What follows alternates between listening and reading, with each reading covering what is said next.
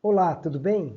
Eu me chamo Bruno Baldi e hoje estou aqui para falar com vocês, queridos educadores e educadoras, sobre a importância da educação ambiental para a vida dos nossos jovens e adolescentes. Esse é um trabalho em parceria com a Secretaria de Educação de Boituva, na formação de educadores multiplicadores. E o nosso objetivo aqui é conversar um pouquinho com vocês sobre a multidisciplinaridade da questão ambiental. É trazer algumas ideias, alguns conceitos, retomar alguns conceitos que vocês já conhecem nas suas disciplinas, mas também trazer algumas possibilidades para que os nossos alunos tenham interações com temas da atualidade. Eu atuo na área ambiental há alguns anos e tenho visto que alguns temas estão bem batidos, estão bem repetitivos, mas há outros caminhos que a gente pode utilizar com as nossas crianças para aguçar o entendimento, para provocar uma conscientização delas em relação a essa matéria ambiental. Eu peço aí a atenção de vocês, eu vou manter aqui a minha câmera reduzida ao longo da nossa apresentação, com algumas imagens, alguns textos, mas ao final eu deixo também o meu contato para que a gente possa aí interagir na sequência. Ok? Então vamos lá. Ensinar educação ambiental é um desafio, não só para as crianças, mas também para nós educadores, né? Mas eu entendo que é fundamental essa persistência na inclusão da educação ambiental em outras disciplinas, né? Nas disciplinas diversas, como no português, na matemática, não só na própria ciências, né? Que é uma matéria que tem mais interação, na geografia, na biologia, em todas as possibilidades em que a matéria ambiental possa interagir, faz com que os nossos jovens, as nossas crianças, se tornem influenciadores, não só no ambiente escolar, mas também em suas famílias. Eles possam ajudar a sua comunidade. Às vezes, a comunidade em que eles vivem passa por um problema ambiental e aquilo que é discutido em sala de aula traz insights, ideias que eles podem levar para a sua vida social. Portanto, educação ambiental não é uma receita pronta. Educação ambiental é um processo de aprendizagem. E esse processo, por óbvio, tem como objetivo transformar crianças e adolescentes em cidadãos mais conscientes, mais críticos em relação ao que acontece na sua região, na sua sociedade, mas principalmente no meio ambiente como um todo, né? E a gente sabe que há muita dificuldade, principalmente hoje, né, com rede social, com os joguinhos digitais, em chamar a atenção dos jovens e dos adolescentes para algumas temáticas. Por mais que a temática ambiental ela seja muito mais próxima dos jovens e dos adolescentes, ainda assim, algumas metodologias podem auxiliar a trazer isso, uma percepção de realidade, ou seja, hoje no nosso dia a dia, o meio ambiente, às vezes a gente não percebe, mas ele está intimamente ligado com as nossas atividades. Ainda que, no caso das crianças, eles não trabalhem, né, eles somente estudem, mas eles vão conseguir enxergar a possibilidade de mudar o ambiente, de mudar, às vezes, um problema na nossa sociedade. E aí, o primeiro ponto que a gente precisa deixar claro é que meio ambiente não é somente o ambiente natural, né? Infelizmente, quando a gente pergunta para qualquer pessoa, não só para um jovem, mas para um adulto, o que você acha sobre meio ambiente? A primeira resposta que vem é a natureza, os animais, as árvores, a fauna e a flora. Mas não é só isso, né? Nós temos, para deixar claro e aproveitar esta informação, o meio ambiente também está, por exemplo, na história e na geografia, na nossa cultura, no nosso patrimônio histórico. Então nós temos hoje proteção até legal de patrimônios arqueológicos, paisagísticos. Aqui na nossa região nós temos locais tombados. Então precisamos mostrar para eles também que a arqueologia, o patrimônio histórico, ele faz parte deste meio ambiente que estamos integrados. Uma outra visão de meio ambiente é a visão do que a gente vive, né? Nós estamos dentro de uma cidade. Grande parte da população se encontra no ambiente urbano, né? Então, e também no caso, os pais dessas crianças, ou mesmo nós, educadores, trabalhamos. Então, nós temos dois grandes ambientes que estão interferindo entre si, que é o meio ambiente urbano, né, o meio ambiente das cidades, que a gente chama de artificial, no qual também existe um microambiente, que é o meio ambiente do trabalho.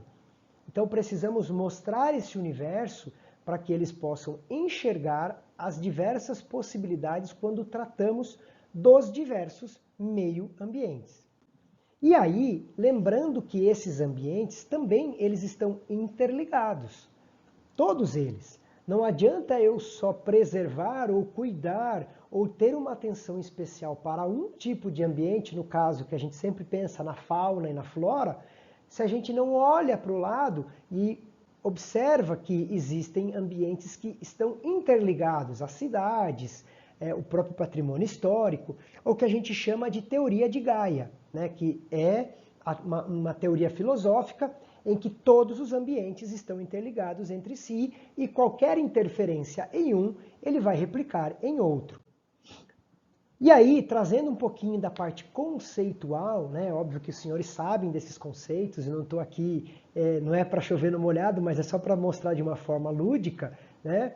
Lembrar um pouquinho da etimologia da palavra, falar um pouquinho sobre o conceito de ecologia, o conceito de meio ambiente, falar um pouquinho do grego, falar um pouquinho do latim, sobre a nossa casa, falar um pouquinho sobre ambiire, né? Tudo aquilo que está à nossa volta, lembrar que meio ambiente é o todo, né? Mas também colocar a eles que, infelizmente, este meio ambiente, por nós, seres humanos, né, acabou que a nossa sociedade se desenvolveu de uma forma que deixou de lado essa visão global. O homem, ainda que seja um ser do ambiente, né, o homem ele evoluiu em sociedade, infelizmente, ele acabou crescendo de uma forma a olhar somente a si. Ele só olha para o próprio umbigo. E quando eu falo homem, eu estou dizendo aqui homens, mulheres e todos nós, né? Infelizmente, enquanto sociedade, a gente acaba observando o nosso trabalho, a nossa casa, o nosso dinheiro, a nossa família. A gente sempre tem uma visão individualista. E isso, infelizmente, fez com que, enquanto seres globais ou planetários, o homem acabou, de uma certa forma, esquecendo da importância dele para a preservação do planeta. E aí eu trago aqui essa imagem que o planeta adoeceu. É óbvio que eu preciso fazer uma ressalva. Nós temos hoje mudanças climáticas, interferências, que muitas delas não são influências do homem. O próprio planeta em si passa por ciclos e mudanças, e isso é importante deixar claro. Porém, o homem, quando a gente olha em microambiente, né, o ser humano olhando para o microambiente, pode e, na verdade, de fato, interfere no meio ambiente.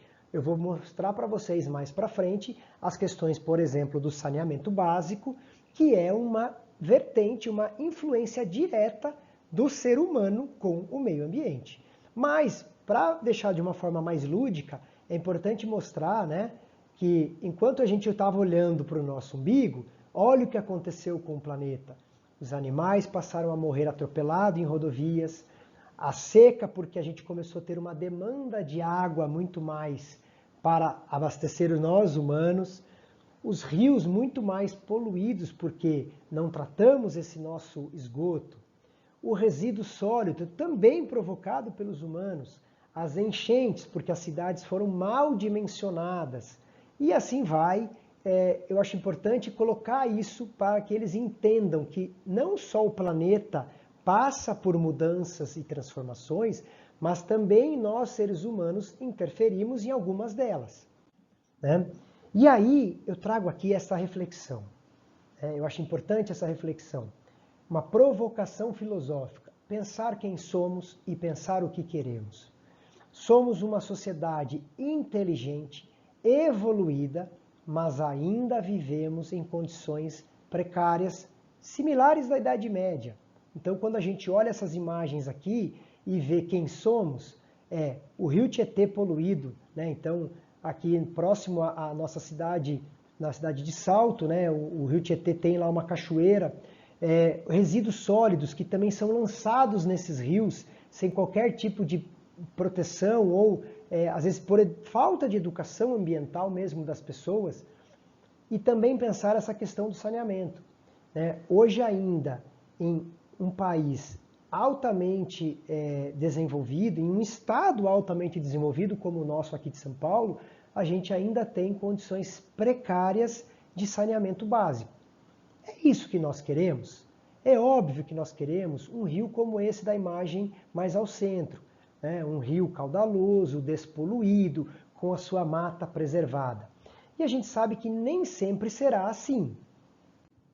Por isso, eu trago aqui algumas possibilidades de demonstração que é possível a reflexão, é possível, e aí o desenho do hominho ali puxando o fio da meada, né, o fio das ideias, olharmos os fatos, olharmos como vivemos, olhar para dentro, não só para o umbigo, mas ver os nossos valores e buscar as normas, as leis existentes. Hoje nós temos normas de sobra. O Brasil é um país que possui muitas leis ambientais.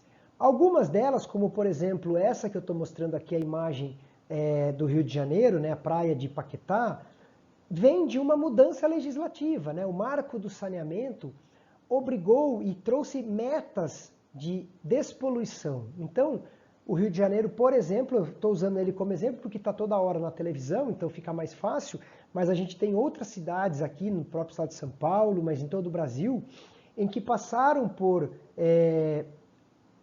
transformações após uma busca pela melhoria do saneamento básico. Da mesma forma, pensando aí agora como uma projeção para nosso futuro, aqui pensando no nosso Tietê, eu trago aqui um outro exemplo no âmbito internacional, a Coreia do Sul, mas também a França, outros países que tinham rios extremamente poluídos, ainda que eles estivessem dentro das grandes cidades, eles buscaram soluções e hoje esses rios estão despoluídos. Ou seja, é possível mostrar exemplos práticos, reais, de que insistir na questão ambiental é possível. E aí, como é que a gente traz isso para a realidade das nossas crianças? É lembrar para eles que dentro da própria escola, né, a gente cria ali combinados, a gente cria as nossas regrinhas aluno-professor ou escola-professor-aluno e regras gerais de ensino, né? Então, hoje, nós temos aqui o que a gente chama de combinado com os nossos alunos, é mostrar para eles que através de regras é possível não só olharmos para os seres humanos, mas olharmos também para a proteção da natureza e de todos os seres vivos que estão aqui nesse mundo inseridos. Mostrar para eles que existem leis hoje que protegem o meio ambiente, também existem leis que protegem nós, seres humanos. A gente começou a mudar, a olhar só para o nosso umbigo e começou a olhar para o biocentrismo legal, ou seja, olhar para o nosso planeta como um todo. E um dos exemplos que a gente pode mostrar em relação a isso é a utilização dos Objetivos do Desenvolvimento Sustentáveis, que a gente tem chamado de ODS, que as Nações Unidas, em seus países signatários, têm até 2030 para implementar políticas públicas nesse sentido. Algumas delas já estão em prática, já estão sendo utilizadas, mas eu trago aqui, por exemplo, a ODS 6, que é o número 6 que está aqui ao lado, para água potável e saneamento, que ela vem crescendo e está alinhada com uma política de saneamento que vai até 2033, para a gente universalizar em nosso país. Tem também a vida na água, saúde e bem-estar, outras ODSs que podem ser incorporadas à medida em que a disciplina que você lecione, você pode trazer isso para dentro da disciplina. Mas aqui é o mais importante que eu vejo para, na prática, e daqui para frente eu vou falar um pouquinho sobre prática, de como apresentar os desafios ambientais. Por quê? Porque esses desafios nós já estamos vivendo na pele, literalmente. São exemplos que a todo momento estão ou aqui fora, quando você abre a janela e sente agora o calorão, a gente está numa semana de altas temperaturas, né? mas também tudo que a gente tem passado nos últimos anos. Então, a alteração de regime de chuvas, enchentes em alguns locais, o que tivemos recentemente, e aqui em São Paulo a gente tem muito isso, muito visível, né? Queda na produtividade agrícola e industrial, ou seja, secas às vezes extremas, fazem também no setor agrícola, dependendo do município, que se depende muito se os pais trabalham na indústria ou na agricultura, eles percebem isso, há uma redução de trabalho por conta da questão climática em si. Um outro ponto fundamental, a escassez de água. E aí eu não digo escassez de água só em relação a faltar água na torneira, eu digo realmente a escassez de água lá no rio, no corpo hídrico. Nós temos passado por momentos, e para quem eu estou gravando esse vídeo agora, nesse mês aqui de novembro de 2023, né? Então, a gente está passando Mato Grosso do Sul, aqui o interior de São Paulo, várias cidades com problemas de abastecimento por conta do calor extremo, da falta de chuvas ou a mudança do regime. E o que nós vamos ter daqui para frente? Uma disputa pela água. Ou seja, a água passou, não é mais história, passou a ser um divisor de águas, para fazer uma piada, né? Entre a evolução da nossa espécie e a nossa consequência no nosso trabalho, no nosso dia a dia. Uma das coisas que eu sempre trago, também eu acho importante deixar claro, e ficava bem distante quando eu dava essa palestra antes desse conceito, a alteração do próprio ambiente, né? Quando a gente falava sobre aumento de incidência de doenças, as pessoas não entendiam, né? Eu falava isso em algumas palestras e as pessoas não entendiam. E essa palestra, quando eu preparei a primeira vez, foi antes da pandemia. Hoje, quando eu falo sobre aumento de incidência de doenças respiratórias, eu tenho um exemplo muito prático, né? Hoje nós passamos por um problema ambiental que nos tornou reclusos, ou seja, a gente teve que ficar dentro de casa. Olha a mudança que houve no nosso ambiente, né? Não só no ambiente como forma de ambiente natural, mas no nosso ambiente familiar, dentro de casa, sem poder fazer as coisas. Então, isso e pode ser utilizado como forma de reflexão e discussão. Além de outros temas, como por exemplo, os refugiados ambientais, né? Nós tivemos agora, recentemente, no Rio Grande do Sul, uma catástrofe com uma enchente gigantesca, com uma chuva intensa, mas tivemos também Brumadinho, Mariana, Cataguases, então diversos aspectos que fazem com que a gente tenha que refletir sobre esses temas. E aqui eu trago um caso bem prático, né? Então, um exemplo que pode ser utilizado, aí vou colocar aqui, por exemplo, para matemática, para biologia, para ciências, para história e geografia. Então, a gente pode trabalhar, né, como o rio, como fator de visualmente mostrar aos alunos as possibilidades e os problemas que estão por vir. Por exemplo, né, eu estou aqui com um mapa mostrando o que a gente chama de usos múltiplos da água. A água, ela tem um fator preponderante para utilizar em todas essas culturas ou trabalhos. Então, piscicultura, irrigação, navegação, turismo, lazer, abastecimento público para cidades, para a indústria, geração de energia, né? Então, ela é um fator limitante. A partir do momento que a água se torna limitante, faz com que nós tenhamos problemas. Tendo problemas, temos que pensar, refletir.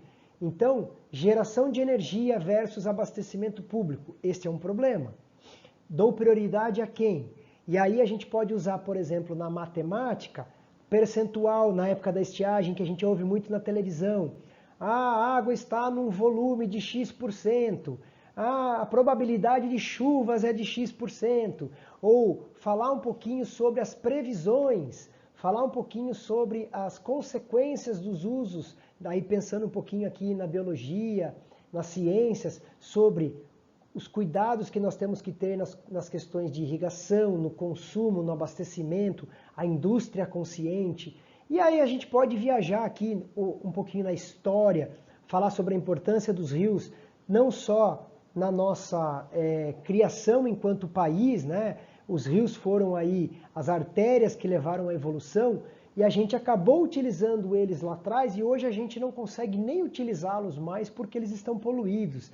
Então, fazer essa interação entre a falta de planejamento do nosso crescimento desordenado, né, e a capacidade de suporte que esse recurso, a água, tem em relação ao nosso convívio social.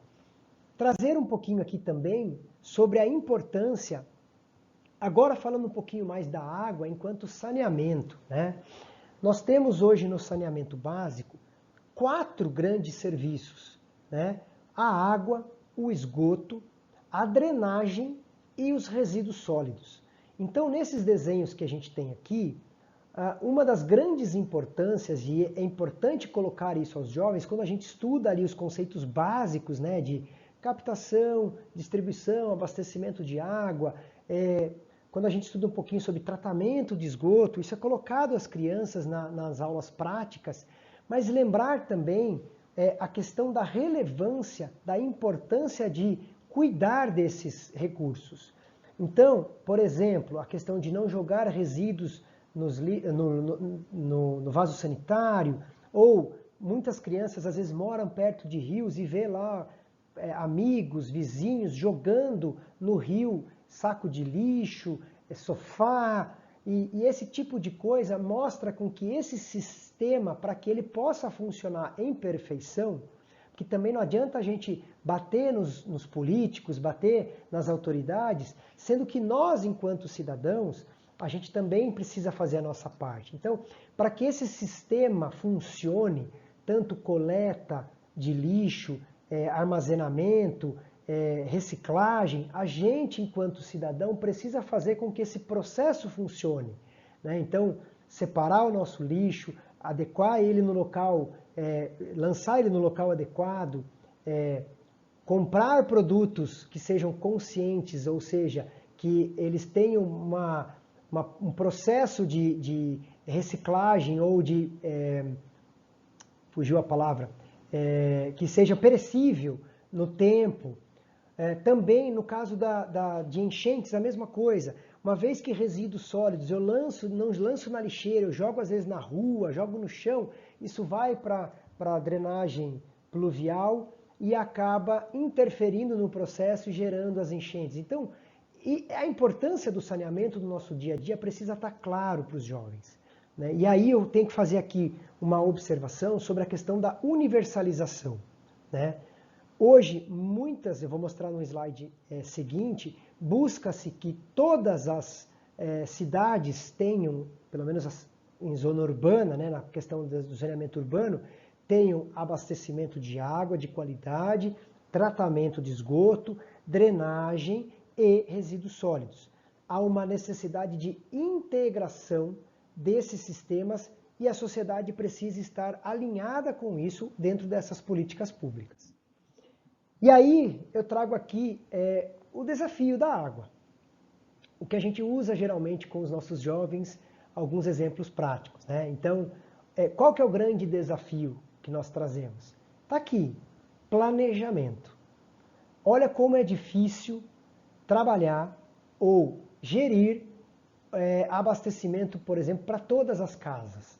Nós temos aqui um déficit hoje de abastecimento, porque hoje as cidades crescem, mas a educação ambiental da população gera, como por exemplo essas imagens que eu estou colocando aqui para vocês.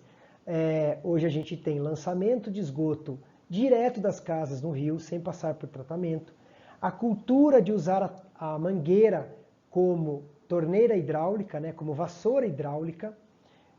Também o gato, o furto de água. Então, assim, são problemas que podem ser levados aos jovens para que eles reflitam e levem isso para suas casas e exijam dos seus familiares que tomem banho mais rápido, ou se joga água no rio, exija do seu vereador ou do seu político ali que tem proximidade o tratamento do esgoto, que use água de forma racional, que deixe de jogar resíduo nos rios. Então, aqui a gente tem exemplos para levar a eles reflexões que podem ser colocadas na prática nas diversas disciplinas.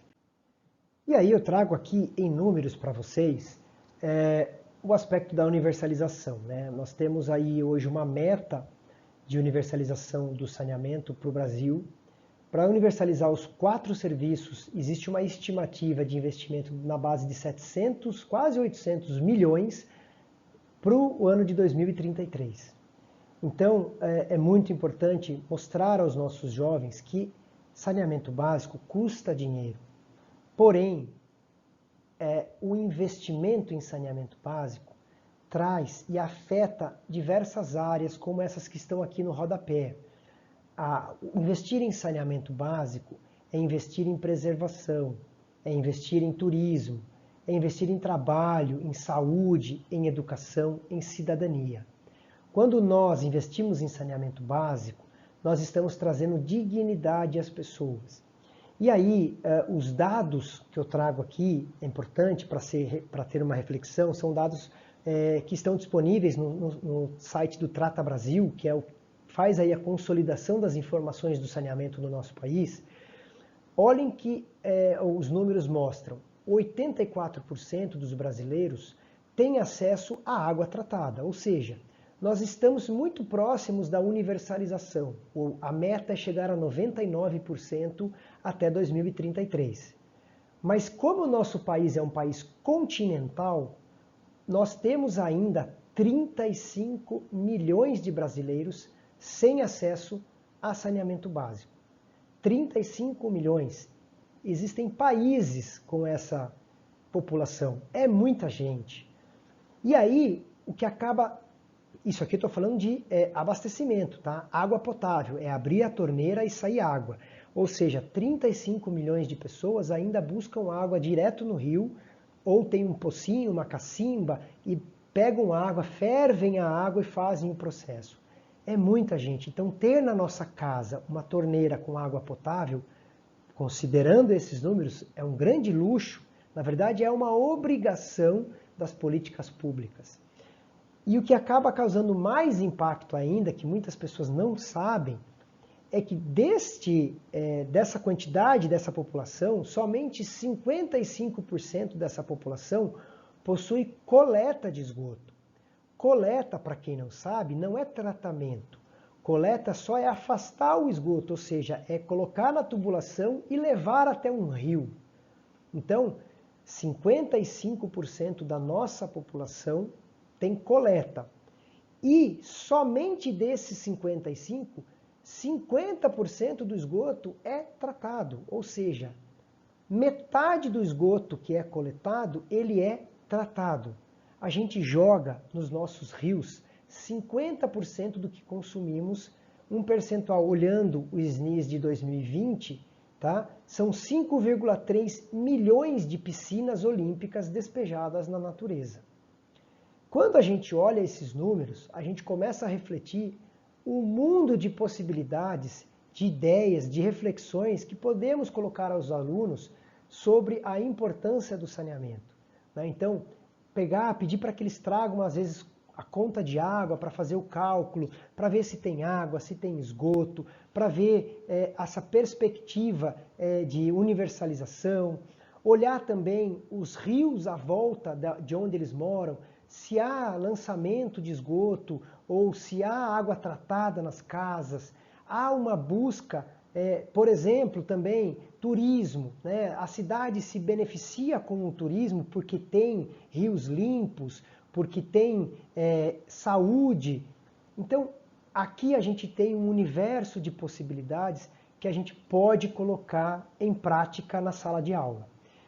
Eu estou trazendo essas informações aqui compiladas, mas caso vocês desejem buscar mais informações, no site do Trata Brasil, que está aqui no rodapé, vocês podem buscar e tem vários gráficos, infográficos, então tem muita coisa interessante no site do Trata Brasil. Aqui eu trago para vocês uma possibilidade de aguçar ainda mais a vontade dos nossos alunos em buscar profissões que tenham relação com temas ambientais.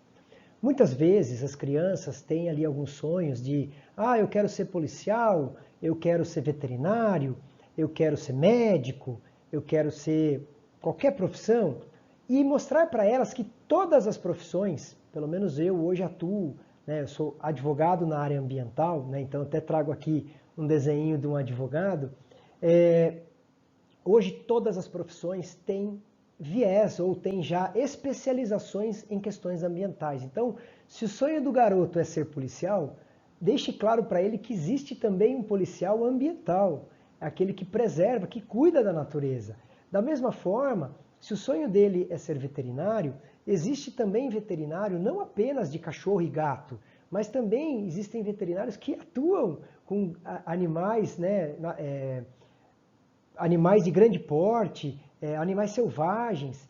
Mostrar também para eles a importância da engenharia florestal, da engenharia química, também dos outros cursos técnicos. Quantos cursos técnicos hoje trazem disciplinas com visões ambientais?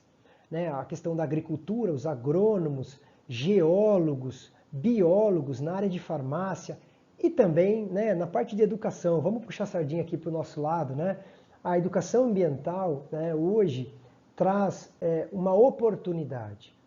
Eu vejo que o mercado não só de negócios, mas toda a parte educacional, a especialização ambiental tem trazido muitas oportunidades.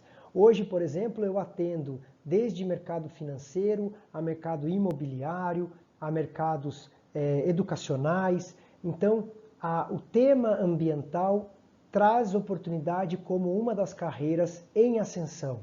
E é importante mostrar isso aos jovens, assim como o setor de tecnologia é uma vontade de muitos jovens, a área ambiental também é uma área de oportunidades. Então enxergo ali uma possibilidade para que eles vejam e busquem conhecimento nesta área.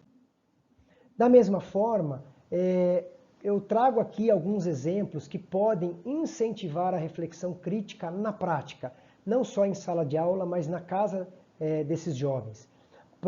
Problematização de temas ambientais, apresentando diferentes dados, pontos de vista, evidências, dilemas, todos aqueles que eu disse aqui, não é, sobre mudanças climáticas, sobre a interferência de ter ou não ter saneamento em casa, na rua da gente, fazer comparações, avaliações históricas sobre a evolução do abastecimento, a evolução da sociedade enquanto olhar para o umbigo, olhar para o meio ambiente.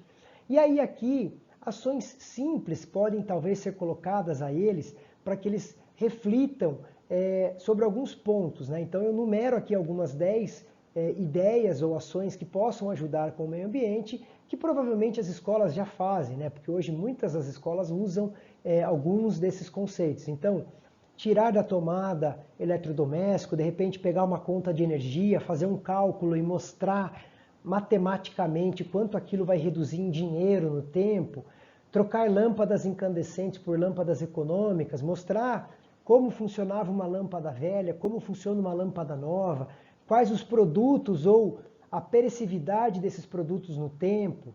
Então, usar eco bag ao invés de pegar sacolinha, mostrar a importância do tempo de decomposição desses produtos, evitar comprar garrafa plástica, evitar comprar produto embalado dentro de outro produto embalado, né? Eu sempre brinco que o produto que tem caixa com um saco dentro e vai dentro de uma sacola não deve ser comprado, né? Então, mostrar um pouquinho esse conceito, né, de utilizar o mínimo, né? Utilizar pilhas recarregáveis, hoje com esse conceito de carros elétricos, pegar carona, né? Então usar bicicleta, aqueles em que geralmente acabam os pais ou têm uma condição de ter 1 ou 2 ou 3 carros, usar menos, né? E tentar fazer trajetos com menos carros ou usar transporte público. Incentivar as pessoas a fazer boas ações, né? Ajudar hortas comunitárias, ajudar pessoas agora em períodos de estiagem, né? Então, ver com seus vizinhos, tem água aí, não tem água aqui, vamos trocar, vamos se ajudar, vamos economizar, tomar banhos curtos, separar o lixo. Então, todos esses conceitos, né, que a gente traz aqui podem gerar ideias que podem ser colocadas em prática em todas as disciplinas. E por fim, meus amigos, eu gostaria aqui de deixar para vocês o meu contato. Aqui nesse QR Code vocês podem entrar em contato comigo, tem aí nas redes sociais. Eu acredito que nós tenhamos aí novas palestras, novas oportunidades. Fico à disposição de vocês e desejo muita sorte nesse desafio que é a educação ambiental das crianças e de adolescentes. Um grande abraço a todos, muito obrigado pela oportunidade e até a próxima.